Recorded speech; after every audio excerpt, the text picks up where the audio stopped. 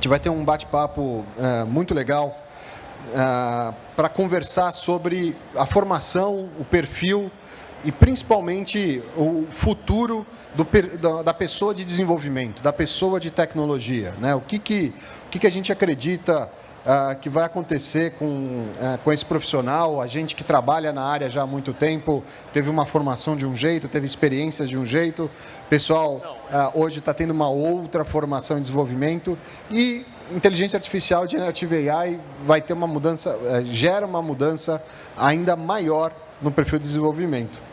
Para fazer essa conversa, além do Mauro e do Vilela, os dois outros conselheiros aqui de curadoria, eu quero chamar um convidado bem especial. Ele é youtuber no canal Aquitando, cofundador da empresa de desenvolvimento de software CodeMiner 42, ex-organizador de eventos de tecnologia como TheConf e RubyConf Brasil. Pessoal, salva de palmas, Fábio Akita, co-founder da CodeMiner 42.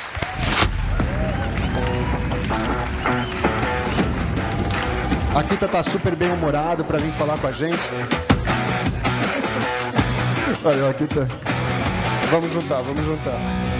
Youtuber é foda, cara. Aí, galera! Valeu. Poxa, fraco, hein? Ajuda o cara no canal, né? Nossa, foi fraco essa. Valeu, galera! Aê! Aê, boa. Aê, agora sim.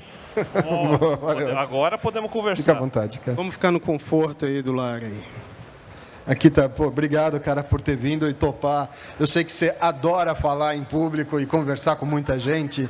Você ama pessoas, eu sigo o teu canal, sou fã do teu conteúdo.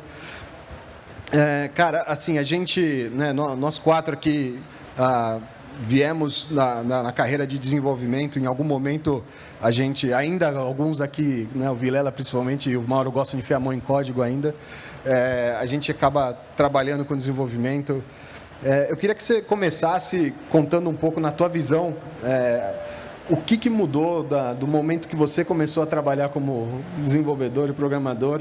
O que você acha que mudou na vida dessa pessoa, tanto para quem empreende, né, quanto para aquela pessoa que vai trabalhar numa empresa, seja de tech ou não tech, cara. Com certeza. Deixa eu aproveitar. Bom, boa tarde, fórum. Muito obrigado pelo convite. É a primeira vez que eu apareço aqui no fórum de e-commerce. Aí até para conhecer um pouco de vocês aqui. Quantos de vocês aqui são da área de programação, tecnologia mesmo? É uma metade, assim, bacana. Quantos no total já viram vídeos meus do canal? Uma parte. Então, eu acho que é bom explicar um pouco do que é o canal. Quem sou eu? Por que esse japonês idiota está aqui falando para todos vocês? Desculpa que eu sou muito boca suja, eu já peço desculpas agora. Mas, meu nome é Fábio Akita, eu sou cofundador de uma empresa de desenvolvimento de software chamada CodeMiner 42. A gente faz desenvolvimento de a parte mais web, aplicações web, servidores, APIs, infraestrutura. E a gente atende clientes nível Amazon, nível Shopify, GoDaddy. Então, a gente está no mercado já faz uns 13 anos. Mas a minha carreira não é só a CodeMiner. Então, quando eu abri a CodeMiner, foi em 2011, eu já tinha quase 20 anos de carreira como desenvolvedor de software. Então, eu começo a desenvolver software no final dos anos 80, a gente está falando. Eu entrei na faculdade de ciência da computação em 1995. Então, pode não parecer, mas talvez o cabelo branco está escondido, o banho de formol funciona, o DNA de asiático ajuda, mas faz bastante tempo que eu estou na área. E aí, o que aconteceu foi que eu fazia eventos também como esse, o evento da RubyConf, que é sobre uma linguagem chamada Ruby, num framework Ruby on Rails, que, inclusive, alguns já devem conhecer, como tem a Shopify nos Estados Unidos, já que estamos de e-commerce, e é um dos principais cases de Ruby on Rails. O próprio Twitter começou, agora a X, começou como Ruby on Rails. O GitHub, que acho que todo mundo conhece, todo mundo que desenvolve software precisa de GitHub, era Ruby on Rails. Então, eu evangelizava a tecnologia aqui no Brasil via esses eventos como a RubyConf, meu blog aqui.rails.com. E o que aconteceu é que os últimos 12, 13 anos, a gente viu no mundo um dos momentos mais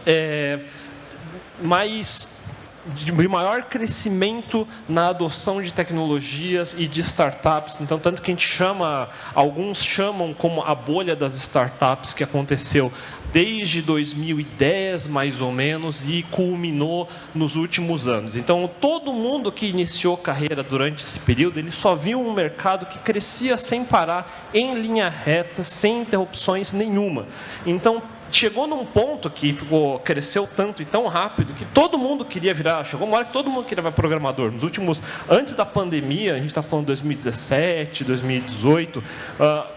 O que mais se via era a gente falando: como que eu viro programador? Como que eu viro programador? E aí você vê a proliferação de cursos online, de cursos ruins online, de muitos cursos ruins online, aliás, não é pouca coisa. Vou te falar que eu não colocaria o meu dedo por mais do que 2 ou 3 que tem por aí, nas centenas. Então, o que aconteceu é que quando você sabe que está numa bolha, quando aparece um monte de gente que não é da área te ensinando como trabalhar na área.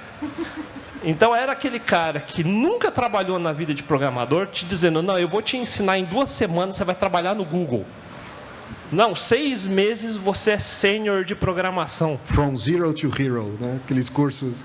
Acontecia o tempo todo. E não é curso barato. Eu estou falando, é cursos de 20 mil reais. Eu falo: como que você deu 20 mil reais nesse curso? Pelo amor de Deus, não faça isso.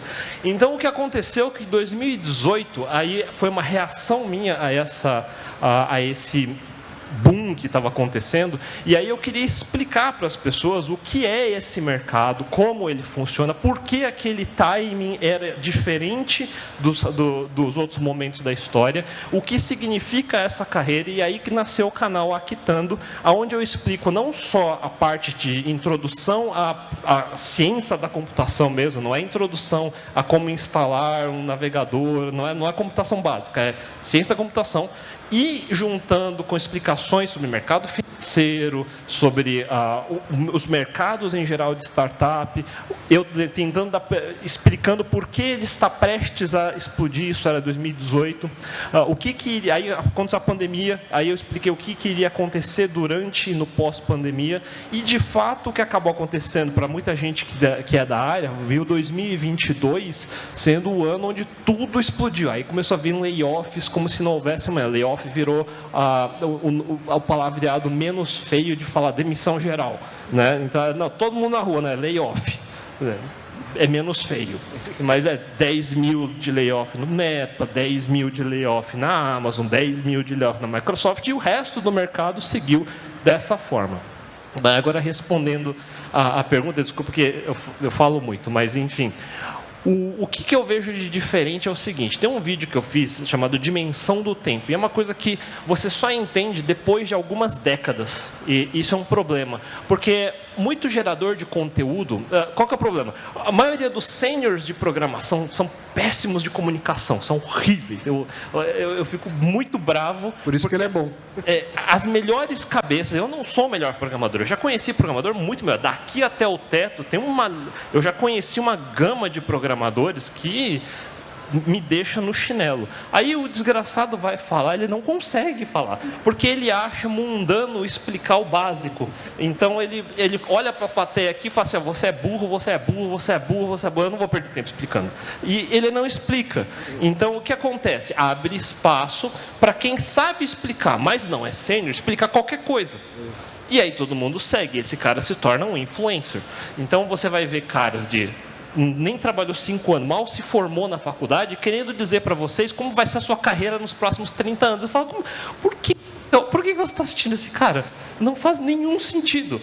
Aí o que acontece é que caras como a gente, que o cabelo branco, estou disfarçando, mas a falta de cabelo, né?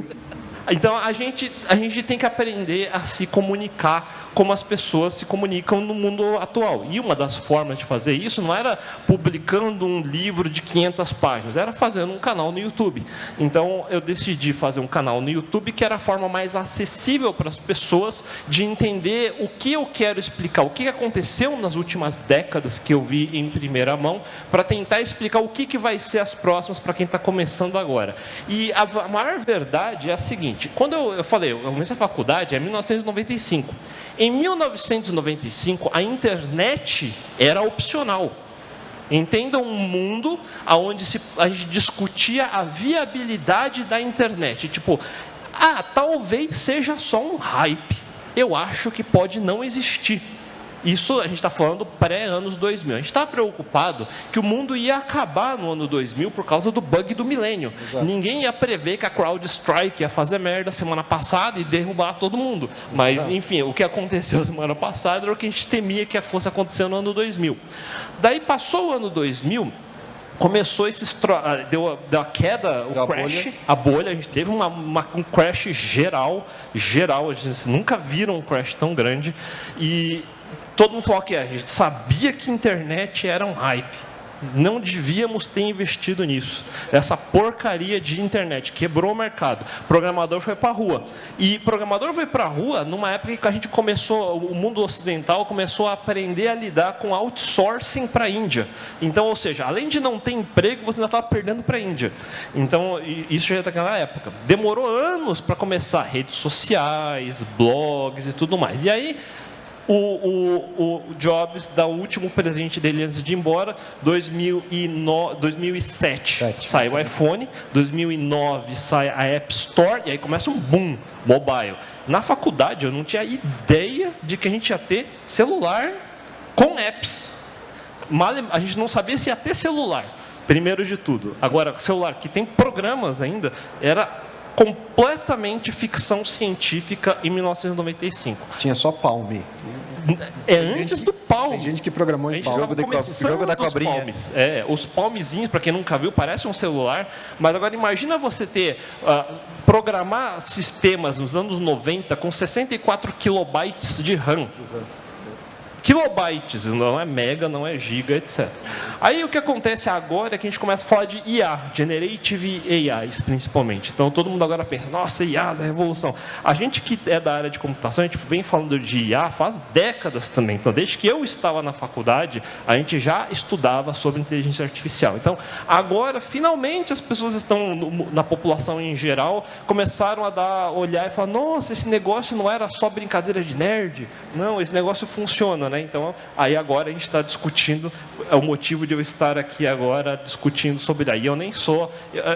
Quem acompanha o canal sabe que no canal eu só falo de coisas que eu tive experiência própria. Eu trabalhei então, todos os assuntos que tem lá, de alguma forma, eu participei em clientes, em projetos e tudo mais. IA é um dos assuntos que eu gostava, entendia, mas eu nunca, nos anos anteriores, eu nunca trabalhei com. Então, eu não posso dizer que eu tenho first-hand experience, vamos dizer assim. Mas o melhor desse assunto é que a maior parte do tempo que a gente fala sobre IA é desmistificando conceitos. Exato. Né? E aí, de novo, vem o problema, porque todos os caras mais foda de IA, eles vão começar a te explicar, falando assim, não, eu vou te explicar o produto escalar e o vetor. E ele vai começar... Banco de dados de vetor. E aí todo mundo aqui vai levantar e ir embora. Porque não é esse o linguajar. Todo mundo quer saber aqui é o seguinte, a IA vai comer o meu emprego ou não vai? Eu posso substituir o meu psicólogo pelo IA ou não? É isso que todo mundo quer saber. Não acho que está nessa direção. E aqui, muito da dúvida é essa. E como você comentou, né? Assim, quem se formou em desenvolvimento lá atrás, a gente acabou sendo preparado para aprender a aprender. Né? A gente tinha que se virar muito para aprender depois tecnologia nova, essas mudanças de paradigma de cliente-servidor, depois aplicações, questões de microserviço, sincronicidade e assincronicidade, todos esses paradigmas que foram aparecendo, quem teve uma formação um pouco mais sólida de desenvolvimento tinha que saber se virar a trabalhar, né? E hoje, quando você, com a experiência que você tem no canal e, obviamente, o feedback todo que você tem no canal e na CodeMiner, quando você olha a preparação desse desenvolvedor, essa pessoa que quer trabalhar com tecnologia, ela é uma pessoa que tem que saber melhor se comunicar, que nem estava falando que o seniorzão, né, não sabe, e a gente trancava na sala e punha pizza embaixo da porta para eles se alimentarem, né? Como que é esse perfil dessa pessoa que você, ou nos seus projetos, ou lá no canal, que te dá feedback, você fala, pô, essa pessoa aqui está no caminho certo, está com o perfil certo. Quem que é essa pessoa? Então, esse é o maior problema, porque você falou muito bem que o Aprendendo a Aprender, eu acho que é um dos principais temas do meu canal, inclusive, tem um vídeo que é o guia de aprendendo a aprender, o que diabo significa aprender, o que significa aprender. E aí a provocação que eu coloco, algumas provocações que eu coloco é o seguinte: todos nós passamos por uma lavagem cerebral desde a infância. Então, a gente passou 10 anos da nossa vida, desde, sei lá, não existe mais pré, né? Hoje em dia é fundamental. Fundamental, mudou tudo isso também. Na minha época a gente tinha ginásio, a gente tinha colegial, não tem mais isso. Então, enfim, a gente passa 10 anos da nossa vida acreditando que o mundo é seguir um checklist. Então, todo bimestre o professor já apresenta a matéria que vai cair na prova é essa. Você vai estudar a matéria. Aí todo bimestre você sabe o que vai cair na prova. Se você tirar 5, você passa. Então, você não precisa fazer muito mais esforço do que isso. Aí o problema é que você sai do colégio ou até depois da faculdade, e o mundo real não tem checklist. O mundo real não tem, você tem que aprender estes itens, e você tem que tirar 5, e você vai necessariamente correr a vida os próximos 40 anos dessa forma. Ele até tem, mas muda de posição, né? Então, e isso é um sério problema, porque ninguém ensina o que faz depois. O que eu faço depois? Aí o que acontece? Esse é o buraco que alguém que se comunica bem, e quando eu falo comunicar bem, sabe enganar bem as pessoas, vai te dizer: o mundo está contra vocês, ele é cruel, seja lá qual é o inimigo da vez, o capitalismo, não sei o quê, mas eu que sou o coach tenho a solução. É só você assinar o meu curso que eu vou te ensinar como fazer. Sempre vai ter alguém, em todos os momentos da história vai ter alguém vendendo óleo de cobra. E aí alguém vai comprar esse óleo de cobra. Então, a ideia do Aprendendo a Aprender é assim, inclusive uma palavra que é mal usada, hacker. Todo mundo fala de hacker hoje em dia. Hacker aqui, hacker ali. Qualquer problema que dá nos governos ou empresas, foi o hacker. Problema é o hacker. Todo mundo acredita, foi o hacker, é verdade. A CrowdStrike, por exemplo, achavam no início que era um hacker. Já a primeira desculpa é hacker. Exato. É o russo. É o hacker russo, inclusive. Esse é o estereótipo, né? Se não for um hacker russo, não é um bom hacker, né? Então, e os russos têm, de fato, o mérito de ser excepcionais no estudo da matemática e tudo mais. Muitos dos algoritmos de compressão que a gente usa hoje em dia nasceram na Rússia mesmo. Então, para quem é da época antiga, o ARG antigo, os primeiros ZIP, depois o RAR, sempre vai ter um russo envolvido nesses caras. E vai ter russo envolvido em algoritmo de criptografia. Então, ou seja, nos algoritmos mais difíceis costuma ter um russo. Eles realmente são. O próprio Tetris, né, que é o videogame, foi russo também. Tem toda a história, está na Netflix, é legal de assistir. Então a gente ouve falar muito disso. Agora, o que diabos é um hacker? Um hacker não é um russo, primeiro de tudo. Isso não era óbvio, vamos deixar óbvio. Um hacker não é um cara que invade coisa. Também isso não é necessariamente um hacker. Um hacker, a definição da palavra, é simplesmente um cara curioso. Isso é um hacker. É um cara curioso em tecnologia. É um cara que utiliza a tecnologia de maneiras não ortodoxas, de maneiras que não estão no livro, de maneiras que não estão num tutorial, que não estão num curso. Isso é um hacker. Então, todo mundo aquele cara que você conhece, que vai à noite tentando fazer a coisa funcionar e junta as peças, junta um Arduino e junta não sei o que, é um hacker. É um hacker.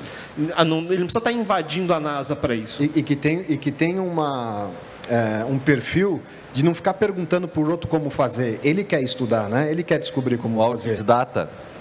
Né? Um autodidata. Isso, que é a ideia do autodidata. Então, o que eu venho falando assim, quando eu estava na faculdade, então, que nem eu falei, não existia mobile, não existia Gen AIs, não existia chat GPT, não existia iPhone, não existia internet. Então, nada disso era ensinado na faculdade. Então, que diabos que a gente aprendia na faculdade? A gente aprendia as coisas que ninguém gosta. Cálculo, álgebra linear, estatística e probabilidade, grafos, estruturas de dados. Então, todas essas coisas que, se eu falar para qualquer um que está na faculdade hoje, ele fala: meu Deus do céu, eu nunca vou usar essa merda na minha vida, só me dá a porra do curso de React, que é só isso que eu preciso saber, certo? Então, qual que é o problema? Aí, hoje em dia, você ouve falar de carreiras como Data Sciences e Machine Learning. Aí fala, nossa, eu quero fazer Data Science e Machine Learning. Como que eu aprendo esse negócio? Data Sciences e Machine Learning é o melhor marketing que podiam inventar para renomear estatística e probabilidade, porque é basicamente estatística e probabilidade. Se você souber estatística e probabilidade, você sabe Data Science, você sabe Machine Learning. Mas se tu não gostar de estatística e probabilidade, Você vai usar a ferramenta sem saber por que ela funciona. Que é a mesma coisa agora. IA, o termo IA, é o melhor termo de marketing para você renomear álgebra linear. É a álgebra linear, é um espaço vetorial. É basicamente isso que é o cérebro de uma Gen AI. Então, assim, você falou duas características. O aprender a aprender, que eu peguei a referência do teu vídeo, e você falou do conceito do hacker, do perfil do hacker, de ser curioso e ir atrás. Essas duas habilidades, no profissional de hoje, ela vai ajudar ele em qualquer momento, em qualquer fase da carreira dele, certo? Então, esse que é o principal. Concluindo a ideia de que você estava numa lavagem cerebral, se você acreditar piamente de que existe uma receita, um procedimento, um currículo, um checklist que você tem que seguir para aprender determinadas coisas, você vai passar a vida inteira frustrado, porque você nunca vai conseguir atingir esse patamar, porque está sempre errado. Entenda isso, está sempre errado. Você está aprendendo um checklist de alguém que está te vendendo sem saber por que funciona. Essa é o grande. Agora, quando você se força a questionar por que você está, da onde surgiu essa ferramenta, para resolver qual o problema.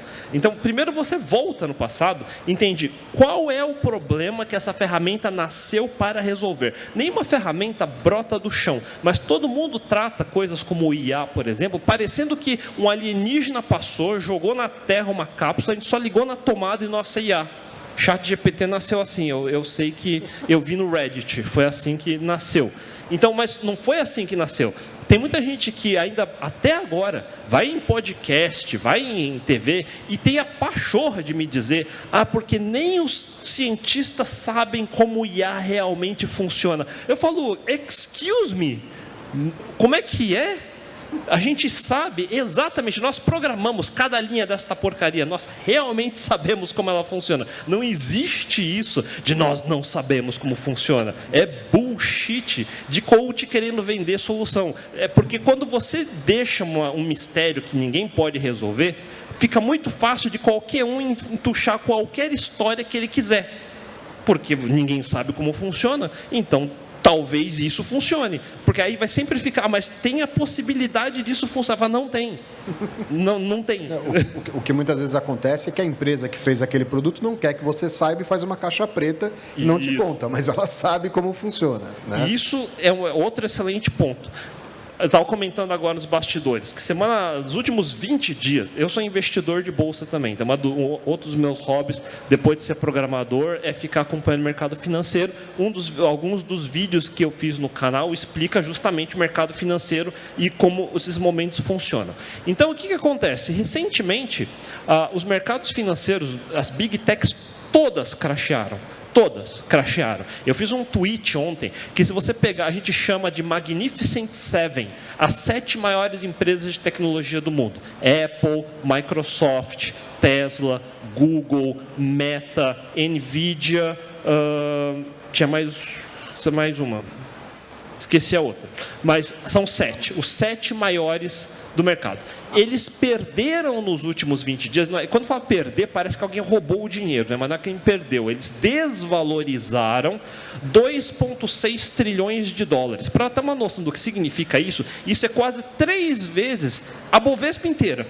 É só a Nvidia e a Bovespa inteira. Só a Nvidia é a Bovespa inteira. Então, o Brasil inteiro cabe dentro da Nvidia. Nvidia é quem faz as GPUs e as placas de vídeo gráficas e faz os processadores de IA que todo mundo tanto gostaria de ter, os H100 e agora acho que a B100, os B100, cada uma custando ali na faixa de, sei lá, o mais baratinho deve ser 100 mil dólares, uma coisa do tipo. Só o processador 7 mil, o H100 novo, B100 15 mil. 15 mil. E aí você compra um hack deles, já vem bonitinho um hackzão, você liga na tomada e aí tem um ChatGPT funcionando. Não é bem assim, mas enfim. A NVIDIA sozinha perdeu o equivalente ao mercado brasileiro inteiro de ações nos últimos 20 dias. E isso ainda não é um crash. Isso a gente chama de correção. Isso é o mercado se corrigindo. Então, pensa que quando a gente olha em termos de perspectiva, fala, caralho, que vocês estavam errados pra cacete, né? Correçãozinha de 2,6 trilhão de dólares é uma puta correção. Então, vai lá, mano. Aqui tá. Estava falando antes, o cara vai estudar React, né? Vai estudar Laravel e vira especialista nisso. Como é que tu enxerga o mercado quando as pessoas começam a estudar e viram especialistas da tecnologia, mas não sabem usar um FTP? Bacana. Ou um MySQL, não sabe acessar um banco. Como é que é a tua visão disso? Porque isso é uma coisa que a gente, quando começou, a gente tinha que saber o banco de dados, a gente tinha que saber a infraestrutura para levantar a infraestrutura e tinha que saber programar. Tinha que saber todo, né? E aí foram criando esses especialistas. O quanto isso muda hoje, ou como que você vê isso? Ironicamente, o termo full stack, que é usado hoje, se fosse para ser real, era o programador raiz. Era o programador antigo. Porque ele tinha que subir tudo, né? Isso. Então, até 2000, eu vou chutar que até 2012, eu me considerava um full stack. Depois de 2012, eu virei só back-end. Eu vou te falar, o meu sócio está aqui, ele manja de front-end. Se eu falar que eu manjo de front-end, ele vai me dar um tapa na orelha, porque eu não manjo, não. Mas eu sei falar bastante sobre. Mas o problema é justamente esse. O que aconteceu nos últimos 10 anos? Tinha dinheiro sobrando. Quando você tem dinheiro sobrando, você inventa coisa que não precisa. E, de fato, é isso que aconteceu. No mundo front-end, criou-se dezenas de frameworks que não eram necessários. Framework de JavaScript aparecia a cada semana. A cada semana. Mas por quê? Porque agora você é a Meta, você é a Apple, você é o Tesla. Todo mundo quer contratar o mesmo front-end.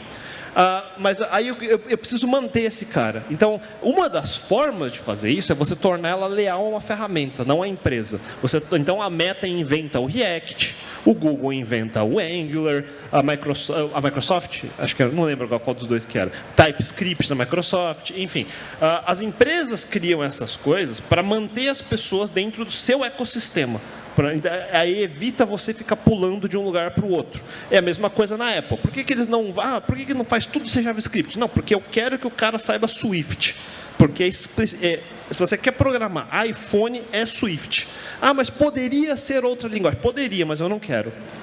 E eu posso, porque a gente está em 2015, a gente está em 2010, a gente está numa época que tem dinheiro sobrando, que os juros estão quase negativos, que tem dinheiro a rodo. E está todo mundo contratando como se não houvesse amanhã e não tem vazão suficiente de novos programadores para suprir essa demanda. Só que aí o profissional vai se especializando nessas stacks, né, e deixando o restante... Essa é a estratégia. E é por isso que eu falo, entenda para que ela foi criada. Então, você nunca vai ser, e esse é outro problema, você nunca vai ser um real especialista em qualquer área que você tentar.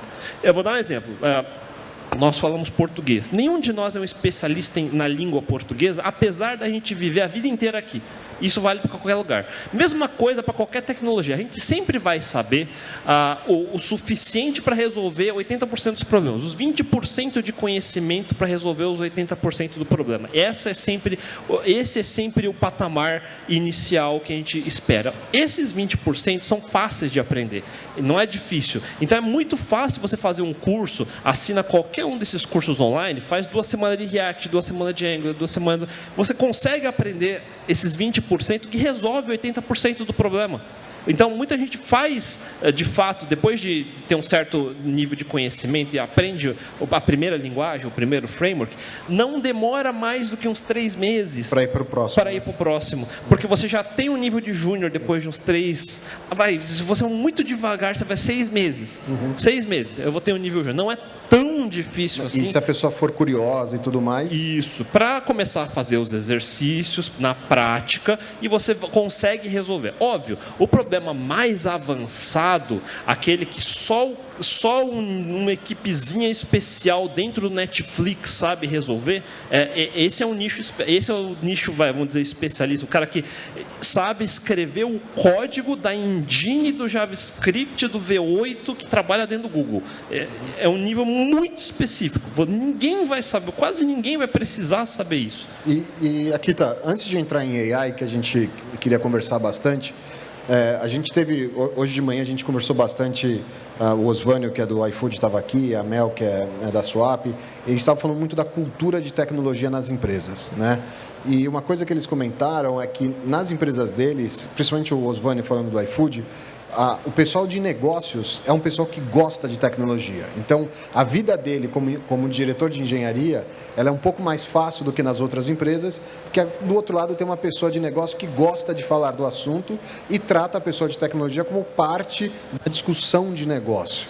Onde entra para o profissional de tecnologia que trabalha no e-commerce, que trabalha num varejista e que tem que lidar com as áreas de negócio, onde que entra essa habilidade de relacionar com o negócio versus o time de negócio aprender tecnologia também, estudar um pouco mais sobre tecnologia? Como que você vê isso? Então, por exemplo, a minha formação é como programador. Então, eu fiz faculdade de Ciências da Computação. Aí, eu tive a oportunidade de trabalhar no que antigamente seriam as startups, que eram as .coms. Aí, eu trabalhei em agências de publicidade mesmo, não agências web, nem existia muito conceito de agência web na época. Aí, a gente está falando de empresas grandes, W Brasil, Finasca, as grandes da época. E aí, depois que deu o crash da web, aí .com deixaram de ser interessante, aí eu fui para o mercado de consultoria. E aí eu trabalhei uns 6 anos em mercado corporativo. Eu era implementação, pré-venda e tudo mais de mercado SAP. Então a gente está falando o que muita gente conhece essa área como TOTOS da vida, então são os ERPs. E durante esse período, eu como programador tinha muita dificuldade de fazer a minha voz ser ouvida. Então, é uma coisa que todo mundo vai ter esse problema em algum momento. Todo programador, que eu falei, é péssimo de se comunicar. Ele sabe que ele tem razão e ele não sabe articular por que ele tem razão. Então, você vai ver que aí ele passa como arrogante. Então, todo programador, principalmente iniciante, o cara de negócio, vai falar, esse moleque é um arrogante. Porque ele fala que está certo, mas não sabe me explicar. Eu falo, ele fala, não, mas você é óbvio, é só fazer, porque a linguagem, o processador, o performance, fala português. Fala português, pelo amor de Deus. Ele não sabe falar português. Ele vai, não, mas por que? É óbvio, se eu fizer a derivada e a integral aqui, você vai... Não, ninguém sabe fazer isso. Ninguém sabe, não é óbvio. Então, existe esse problema. E eu, obviamente, via que tinha esse problema. E aí vem, de novo, a ideia do tal do hacker. Então, eu queria que a minha voz fosse ouvida de alguma forma. Então, como eu percebi que... E eu, normalmente, era o mais novo, além de tudo. Então, era uma coisa que era engraçado, porque eu sempre era o mais novo dentro da consultoria. Eu era o moleque chato de tecnologia. Numa época que internet estava em questão, acabou de passar por um crash. Então, na verdade, você estava errado. Internet não é nada. Para de falar porcaria. O negócio é o meu mainframe COBOL que eu já fazia na IBM 30 anos atrás. Então, existia essa dissonância que a gente tinha. Como que eu explicava tecnologias novas, sendo que acabou de dar um crash, para um dinossauro do banco que está lá há 30 anos fazendo. Então, teve que ter um momento onde eu tive que botar a mão na consciência e falar, eu não sei tudo. Primeiro de tudo, eu não sei tudo. Ele sabe coisas que eu não sei, é verdade, ele desconhece as novas tecnologias, mas toda vez que ele fala, eu também não entendo o que ele fala. Então, eu precisava começar a entender o que eles estavam falando. Aí, quando eu ia falar com alguém eu estava mexendo numa área de vendas, por exemplo, eu não entendia o que era pricing, eu não entendia como fazia modelos de precificação. Para mim, preço era um valor estático. Para um programador, se você mandar ele fazer, acabou de sair da faculdade, faça uma tabela de produtos, ele faz uma tabela nome, descrição, preço. É assim que ele faz uma tabela de produto. Está errado. Está errado. Precificação é uma matriz multidimensional. Ele depende de tributação, ele depende de logística, ele depende onde é o centro de distribuição, ele depende que local do mundo está, ele depende das leis regionais. Então, os preços vão variar de acordo com o lugar, de acordo com promoção, etc, etc. Então, precificação em si só é um negócio que ninguém ensina numa faculdade de programação, ninguém nunca vai ensinar, mas o cara que lida com venda sabe disso de cor e salteado, ele vai te desenhar isso e vai fazer, caramba. Agora, para mim, de programação, moldar algo assim era muito difícil. Então, eu é um momento que eu tenho que dar os dois passos, um passo para trás para poder dar os dois passos para frente. Isso é em parte importante que um programador tem que ter. Como programadores, a gente se sente muito como deuses, porque a gente escreve um código e a máquina faz o que eu mando. Então, realmente parece que todos os outros réis mortais que não sabem programação são burros. Mas, na verdade, eu que sou burro. Eu sou muito burro, porque eu não sei como, de fato, vende um negócio para alguém. Alguém sabe como chega num cliente de qualquer lugar e ele vende. Agora, eu, se tentar vender, não sabia vender. Eu tive que aprender a vender. Aí, para vender, eu tive que aprender preços. Aí eu tive que aprender contratos. Para aprender contratos, eu tive que aprender direito. Eu fui aprender um pouco de direito para entender contratos. Porque se eu vou fazer produtos web, eu estou prometendo coisas, estou dando delivery de alguma coisa, eu preciso entender o que são termos de serviço. O que diabos é isso que o meu cliente precisa assinar ou não assinar? Então, usar essa curiosidade e o raciocínio lógico que a gente aprende na faculdade para aprender essas outras coisas. Para aprender essas coisas. Eu vou montar uma equipe. Eu preciso saber o que são leis trabalhistas. Eu sou programador, mas eu deveria saber. Então, eu fui aprendendo aos poucos cada uma dessas coisas, que são os benefícios, o que são todos os tributos que se pagam. O pessoal gosta de falar, tem um monte de imposto, mas ele nem sabe o que são esses impostos. Se você mandar ele desenhar, ele não sabe. Ele não sabe como calcula, ele não sabe aonde que tem que, para onde que isso impacta. E aí, se você coloca isso numa empresa como um todo mundo quer ser empreendedor. Programador, você da faculdade, eu sei programar, vou fazer um produto, vou ser empreendedor. Vai porcaria nenhuma. Você não tem a mínima ideia de como que desenha uma empresa num contrato. Você não sabe o que é societário. Você não sabe a diferença de imposto A e imposto B para contratar ou descontratar. Por isso que faz tudo errado. Aí ele faz uma empresa toda torta, toda estragada, que está devendo dinheiro, e ele não sabe, e a culpa é do mundo. Não é acha que está tendo lucro. Ele acha que está no lucro. Você não acredita que, de uns tempos para cá, brincando entre programador raiz e essa coisa toda que você falou, toda a jornada, uma jornada como essa que você teve para construir, para chegar até a ideia que você tem sobre isso, tem a ver com a capacidade que você teve de aprender a abstrair as coisas até hoje. Aí eu te pergunto, ultimamente tem sido tão fácil para o programador entrante, porque com essa noção nova de back-ends, é low-code, é no-code, você tem essas ferramentas incríveis, maravilhosas, como Firebase e outras coisas. Isso não tirou muito a capacidade, talvez até a vontade do cara de ele entender que existe a necessidade dele entender também a abstração mais profunda dos conceitos, e por isso vai tanto para front-end. O problema é que tem muita coisa, né? Sim. Então aí você fica overwhelmed, como é que fala isso em português? Não, sim. Exagerado mesmo, um conteúdo sobrecarregado. Sobrecarregado, tem muita coisa, você sempre acha que está faltando coisa e você nunca vai saber tudo, e todos esses programadores que sabem tudo, eles nasceram em Marte, provavelmente, né, alguma coisa do tipo. E aí o problema é o seguinte, esquece o problema de ter muitos tópicos.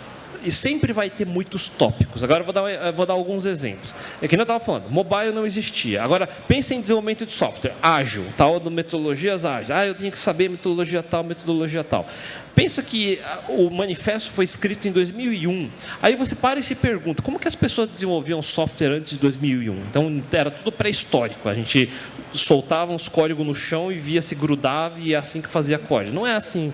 Então, a parte interessante começa a se interessar por duas coisas e tenta entender a história dela. Quem criou, por que criou, aonde foi criado, em que momento, para resolver qual o problema. Porque, naturalmente, quando você entende essa história, todas as outras coisas que nascem ao redor são, por exemplo, alternativas, nasceram para resolver o mesmo problema de formas diferentes. Agora, você só vai entender porque elas são diferentes no approach delas, se você tenta entender qual era o problema original que ambas queriam resolver. Porque se você não entende isso, você só entende, tem esse jeito de fazer, tem esse jeito de fazer, tem esse jeito de fazer, eu só tenho que decorar todos eles, mas isso não resolve nenhum problema. Então, que nem eu estava explicando as várias áreas que eu tive que ir aprendendo para sobreviver no mundo corporativo, por exemplo, não é uma coisa que alguém me disse como fazer. É algum problema que surgiu na minha frente, em vez de eu querer ficar resolvendo tudo só com o que eu achava que sabia, eu parava para pensar, talvez eu não saiba. Então, deixa eu tentar conversar com essa pessoa que é de uma área completamente diferente da minha e entender qual é o problema que ele quer resolver. Muitas das vezes, como consultor, e eu até conto isso no canal, que eu resolvi os problemas, eu ia em clientes que já tinham passado por consultorias e eles vão e entucham um produto. Compra esse produto. Eu tenho essa metodologia, vou implementar, vai resolver o seu problema. Mas ninguém parou para perguntar qual é o problema que você quer resolver. Então eu parava para perguntar essa pergunta mais óbvia. Qual é o problema? É só esse negócio. Quer dizer, se esse número tiver certo, tá bom para você? Eu fazia uma gambiarra e funcionava. E caramba, mas o cara gastou 3 meses com a consultoria e não resolveu. Mas é lógico, ele estava tentando reescrever tudo do zero sem entender o problema. Nunca vai resolver. Aqui tá, eu tenho uma pessoa que quer fazer um comentário, um agradecimento, a Vivi. Ela entende muito de programação, ela tem anos de experiência, sabe programar demais, então ela vai te fazer uma pergunta muito técnica. Não, eu só quero agradecer, pode? Boa tarde, pessoal. Minha cara é nova, né, nesse auditório. Eu sou a Viviane Vilela, diretora de conteúdo do E-Commerce Brasil. Geralmente eu me divido entre algumas plenárias, mas essa eu nem me atrevo. Grande Aleph. Eu nem me atrevo a vir aqui porque eu não vou saber nem entender os títulos do que vocês estão falando. Mas eu escuto esse nome há 12 anos. 12 anos que eu escuto falar de você. E falar com muita gratidão, além de um profundo respeito técnico e admiração, pelo cara que criou o E-Commerce Brasil, mas que antes do E-Commerce Brasil, criou um negocinho chamado eMasters. O nome dessa pessoa é Thiago Baeta. Em nome do Thiago Baeta, em nome de toda a equipe do E-Commerce Brasil, muito obrigada, Akita. Eu que agradeço. Essa é um momento de honra, a gente não podia celebrar.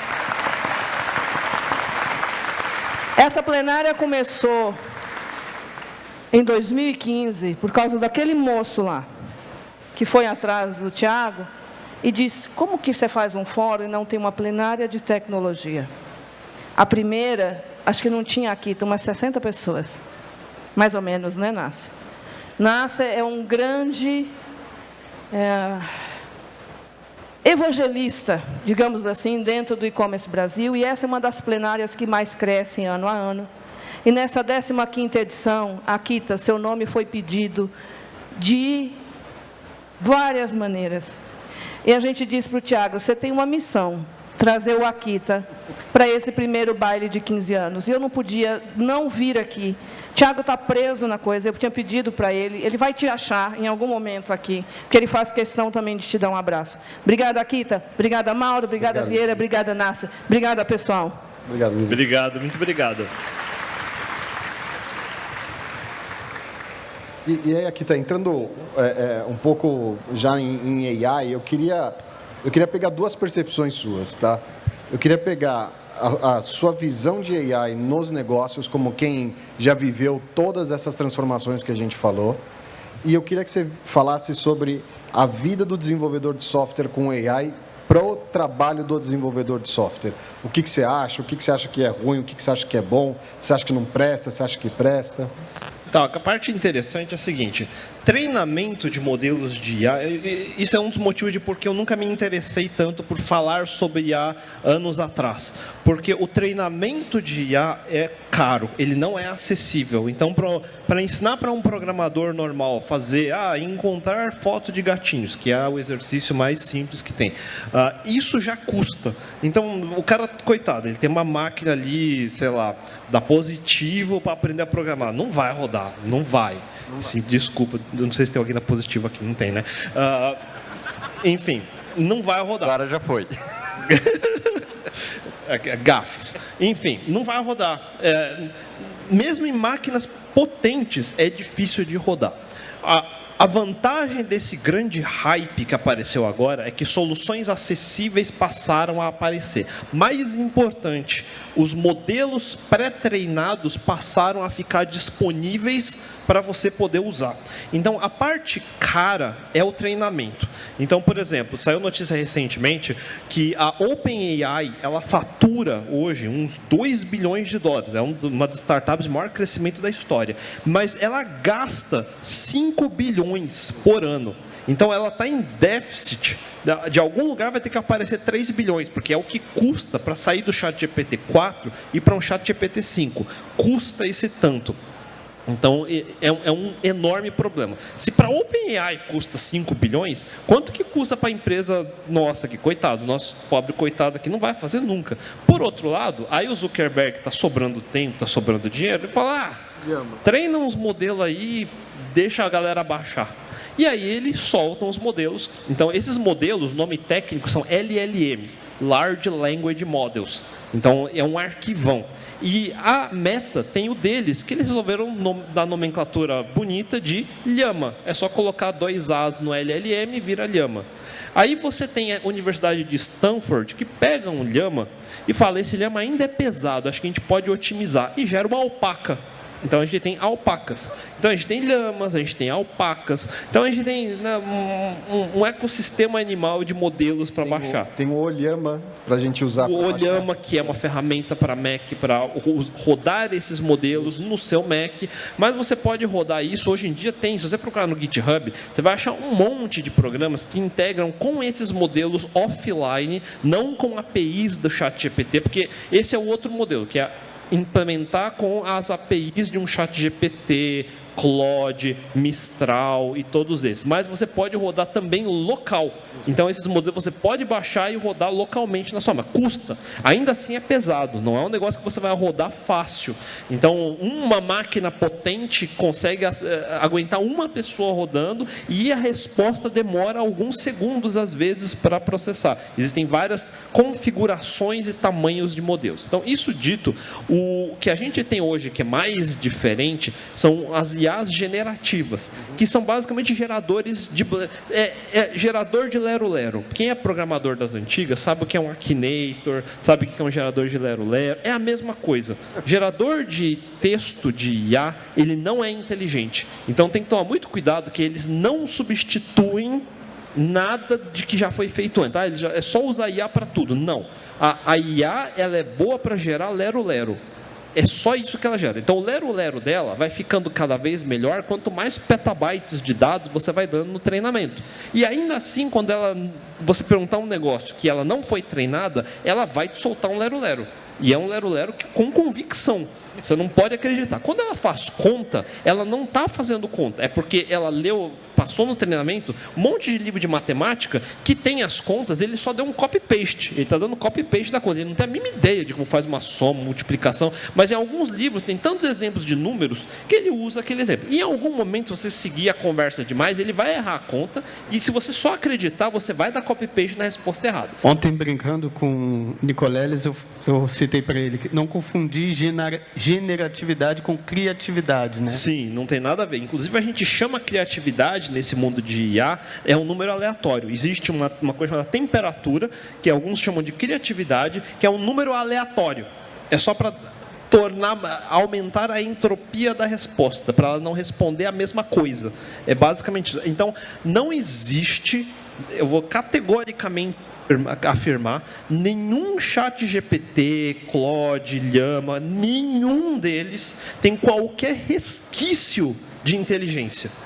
Consciência, inteligência, qualquer coisa. Ela é extremamente boa em repetir o que ela aprendeu. É isso que ela faz. Então, da onde nasce isso? Isso nasce de modelos de linguagens naturais. Dentro da área de IA, existe uma subcategoria que é fazer o computador digitar, escrever textos que um humano entende que parece que foi outro humano que digitou. Não quer dizer que é inteligente, não tem a necessidade de ser inteligente, basta não parecer robótico. Então, esse treino serve para isso. A vantagem disso é que eu posso agora usar esse modelo para comunicar com pessoas que não são programadores como interfacear com um computador. Então, até então, você precisaria de alguém técnico para fazer um programa, fazer uma configuração, qualquer coisa do tipo, para conseguir extrair alguma coisa daquela máquina. Mas até hoje, ainda mesmo tendo iPhones e celulares, etc., você ainda depende que alguém faça um aplicativo, alguma coisa do tipo para rodar. Com uma IA generativa, você começa a ter a oportunidade de, entre aspas, conversar em linguagem natural e obter comandos técnicos que ele pode executar para você. Então, aí você entra na ideia dos agentes, por exemplo, onde eu posso integrar um chat ou um desses modelos offline com um agente, que é um trigger programado, que ele integra, por exemplo, com o Microsoft 365, com uma TOTOS, um CRM ou qualquer coisa do tipo, e ele pode utilizar aqueles dados trabalhados para gerar ordens ou conclusões. Então, aí a gente fala, por exemplo, muita pergunta sobre como o gestor de um varejo, de um e-commerce, que não é programador, tira proveito de algo assim. Então, até então, a única interface que ele tinha com aqueles dados binários que estão no banco de dados, etc., eram relatórios no Excel, eram PowerPoints, etc. Agora ele passa a ter a oportunidade de ter, vamos dizer assim, bem grosseiramente, pensa um PowerPoint que ele pode fazer perguntas, um Excel que ele pode fazer perguntas, e aí começar, ou dar ordem, tipo, pegue esse Excel e agora simplifique desta forma, e assim, então ele começa a ter a oportunidade de ter acessibilidade às coisas que antes eu dependia de alguém que é de programação, por exemplo. E aí, Akita, a gente começa a ver muitos modelos menores especializados, né? E começam a surgir, então, modelos especializados em programação, para ajudar o programador com melhores práticas de programação, ou mesmo até com autocomplete, muitas vezes, documentação do código do que está fazendo. Como que você enxerga o impacto dessas ferramentas na vida do desenvolvedor? E aí, de novo, eu vou reforçar. Olha, eu vou repetir para vocês entenderem. Entendam para o porquê a ferramenta foi feita e como ela funciona. Uma IA generativa é muito boa em repetir aquilo com a qual ela foi treinada. Se ela não foi treinada, ela vai soltar um lero-lero com convicção.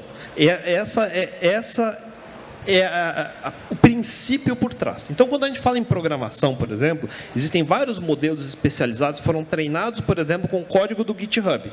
No código do GitHub, não tem só código bom, tem código porcaria. Na verdade, eu vou dizer que a maior parte do código que tem no repositório é porcaria. Estatisticamente falando, eu poderia chutar que 80% é um código porcaria. 20% vai ser um código bom. Para cada uma kernel do Linux, você vai ter 500 to-dos em React. E vai ter um monte desses. Ainda mais depois dos cursos dos coach mandando fazer esse exercício, tem 1 milhão de to-dos em React. Aí o cara cria uma conta no GitHub, sobe o curso sobe dele lá o exercício. E são as implementações de to-do mais porcaria da história do universo. E a IA foi treinada com ela. Quando você perguntar, faça um aplicativo de to-do, como é que você acha que ela vai fazer? Vai ser a versão mais a média da versão mais porcaria de todos os tempos. É isso que vai acontecer. Então, esse é o nível. Então, a gente pensa, nossa, ele vai saber todo o código de tudo, ele vai ser super inteligente. Não, não, não.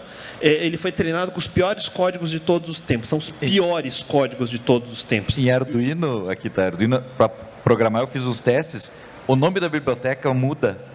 LCD de um fabricante para o outro e é totalmente diferente. A resposta nunca funciona. Nunca funciona, porque tem pouco exemplo. Ele vai responder a que ele viu mais vezes. Então, a IA é um sistema extremamente burra em repetir coisas que ela viu com muita frequência. Então, ela vai repetir com alta convicção tudo que ela viu com maior frequência. E se o montante de dados que eu tenho, por isso filtrar dados de treinamento é importante, pré-filtrar antes de treinar. Então, a IA não vai... Outra coisa que é engraçada, todo mundo pensa que você está conversando com o chat GPT, ele vai ficando cada vez mais inteligente porque ele está aprendendo com a conversa de todos vocês. Não, ele não está.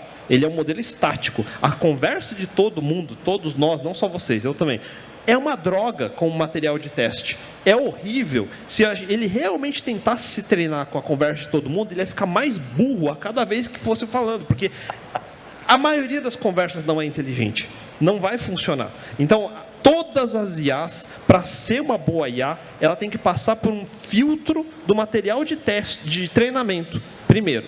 Aí, como programador, todo mundo pega GitHub Copilot e vários outros que tem hoje em dia, o próprio ChatGPT gera trechos de código.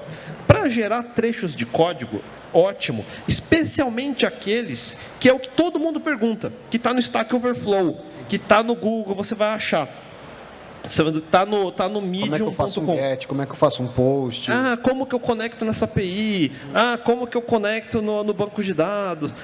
Aquela coisa que você não quer lembrar, e aí você fala, ok, eu vou na documentação, mas ainda a documentação é chato, então pergunta o ChatGPT, ele vai te responder, vai dar aquela meia dúzia de linha. Agora, se você perguntar, que é o que todo mundo acha que é possível fazer, e se eu pegar todo o código-fonte do ChatGPT 4, será que ele não me gera o 5? E eu te digo categoricamente, 100% de certeza, não. Ele não gera, ele é incapaz de fazer isso.